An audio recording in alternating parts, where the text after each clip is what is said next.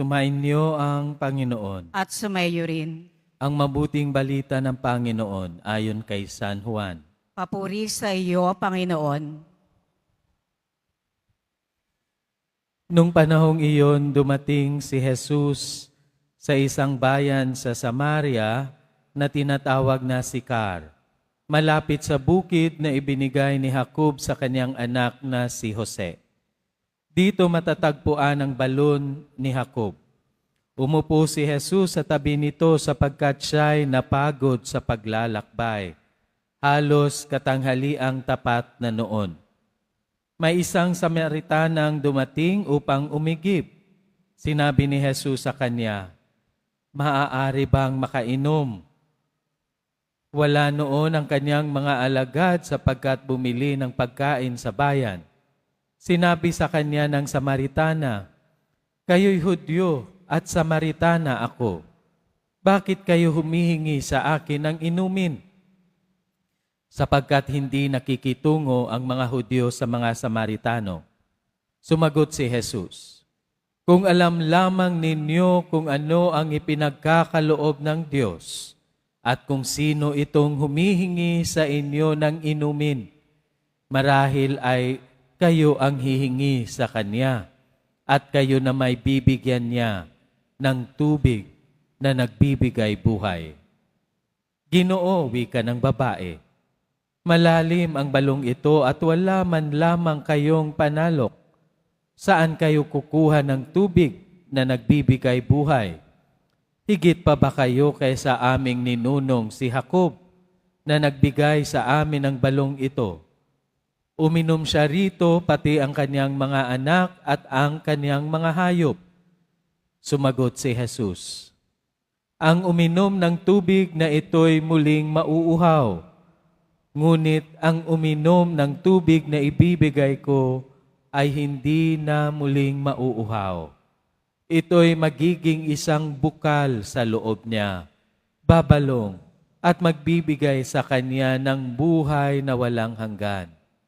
Sinabi ng babae, "Ginoo, kung gayon po'y bigyan ninyo ako ng tubig na sinasabi ninyo, nang hindi na ako mauhaw, ni pumarito pa upang sumalok. Ginoo, sa wari ko'y propeta kayo. Dito sa bundok na ito sumamba sa Diyos ang aming mga magulang. Ngunit sinasabi ninyong mga Hudyo, nasa Jerusalem lamang dapat sambahin ang Diyos." Tinugon siya ni Jesus, "Maniwala ka sa akin, ginang. Dumarating na ang panahon na sasambahin ninyo ang Ama, hindi lamang sa bundok na ito o sa Jerusalem. Hindi ninyo nakikilala ang inyong sinasamba, ngunit nakikilala namin ang aming sinasamba sapagkat ang kaligtasan ay galing sa mga Hudyo. Ngunit dumarating na ang panahon, ngayon na nga, na ang mga tunay na sumasamba sa Ama ay sasamba sa Kanya sa Espiritu at sa katotohanan, sapagkat ito ang hinahanap ng Ama sa mga sumasamba sa Kanya. Ang Diyos ay Espiritu, kaya dapat siyang sambahin sa Espiritu at sa katotohanan. Sinabi ng babae, nalalaman ko pong paririto ang Mesiyas, ang tinatawag na Kristo. Pagparito niya, siya ang magpapahayag sa atin ng lahat ng bagay. Akong nagsasalita sa iyo ang tinutukoy roon, sabi ni Jesus. Maraming Samaritano sa bayang yaon ang sumampalataya kay Jesus. Kaya't paglapit ng mga Samaritano kay Jesus, hiniling nila na tumigil muna siya roon at nanatili siya roon ng 2 araw. At marami pang sumampalataya nang mapakinggan siya. Sinabi nila sa babae, nananampalataya kami ngayon, hindi na dahil sa sinabi mo, kundi dahil sa narinig namin sa Kanya. Nakilala naming siya ang tagapagligtas ng sanlibutan. Mga kapatid, ang mabuting balita ng Panginoon. Pinupuri ka namin, Panginoong Heso Kristo. Magsiupo muna ang lahat.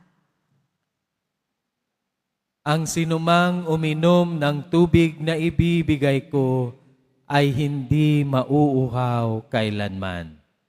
Mga kadiboto, ngayong 3 linggo ng Kwaresma, pinaalalahanan tayo ng Panginoon na siya ang nagbibigay ng tubig na buhay na pumapawi sa ating uhaw, sa puso at kaluluwa.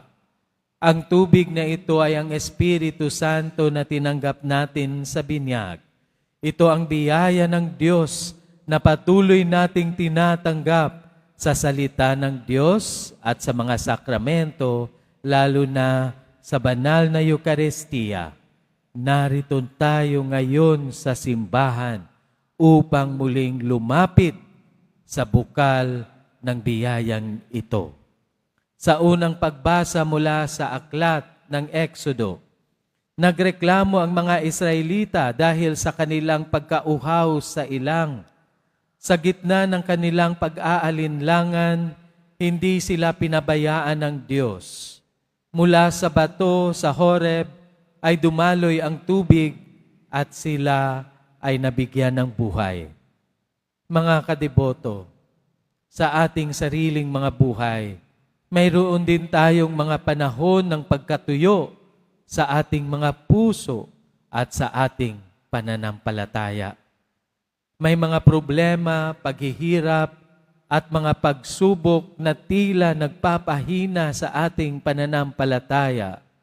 Ngunit tulad ng mga Israelita, hindi tayo pinababayaan ng Diyos. Maniwala't magtiwala tayo, mga kadiboto.